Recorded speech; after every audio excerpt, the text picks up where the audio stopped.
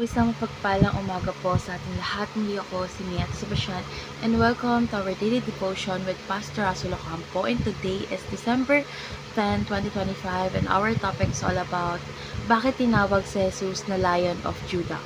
So our concept is all about Jesus, the Lion of Judah. So ang tawag na Lion of Judah kay Jesus ay nagpapakita po ng kanyang hariang kapangyarihan, lakas at tagumpay bilang ang ipinangakong hari mula sa tribo ni Judah. So sa Genesis chapter 49 verse 10, sinabi ng Diyos na ang sentro o kapangyarihan ay hindi mawawala sa Judah. Isang hula na tinutupad ni Jesus. Dahil siya ang makapangyarihang leyon na tumalo sa kasalanan, nagwagi laban sa masasama, nagproprotekta sa mga kanyang anak at nagtatatag ng matuwid na kaharian ng Diyos. Dahil siyang leon ng Judah, hindi tayo dapat matakot sapagkat siya ang hari na hindi matatalo ng sino man. At ang sabi po dito sa iyo is patuloy kang mamumuno, Judah. Magmumula sa mga lahi mo ang magiging mga pinuno, kaya magbibigay ng buwis sa iyo ang mga bansa at susunod sila sa iyo. So ngayon dako na tayo sa ating teaching. So yung first teaching is the scepter shall not depart from Judah.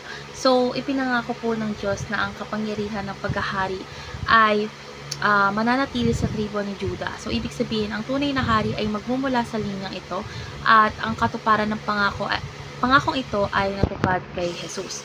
Sa akin si Shiloh who owns the scepter will come. So ang Shiloh ay tumutukoy kay Jesus, ang darating na tunay na may-ari ng trono. So, siya ang tagapagligtas na pinili at sinugo ng Diyos dahil siya ang magtatatag ng walang hanggang kaharian. And last is the obedience of the nations is His. So, lahat ng bansa ay balang araw isusunod at yuyuko sa Kanya. So, walang kapangyarihan sa mundo ang makakahigit kay Jesus dahil siyang hari na dapat kilalanin at sundin ng lahat. So, ngayon dadako na tayo sa ating application. So, yung first application is to rejoice that you have come to know Jesus. So, syempre, dapat tayong magalak dahil nakilala natin ang tunay na hari na hindi kayang talunin ang sino man. So, hindi lahat ay may pribilehiyong makilala siya dahil ito ay isang biyayang dapat natin ipagpasalamat araw-araw. Second is rescue the lost through the gospel. So, si Jesus ang hari. So, tungkulin nating dalhin ang mabuting salita sa mga hindi pa nakakilala sa Kanya.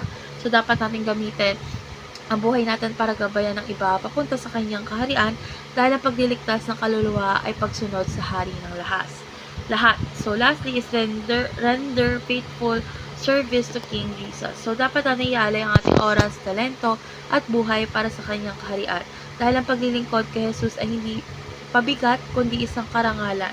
So, kapag naglilingkod tayo sa hari, is hindi masasayang yung kahit anong pagod natin.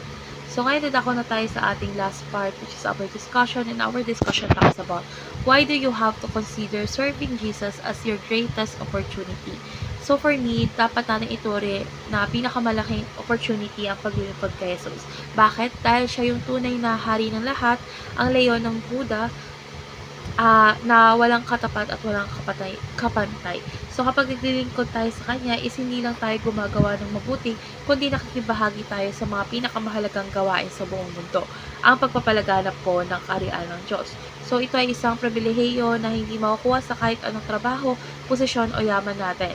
Dahil ang bawat maliit na ginagawa natin ay para sa Kanya at may internal na halaga. So, habang naglilingkod tayo, binabago niya ang puso natin at ginagawang mas katulad niya.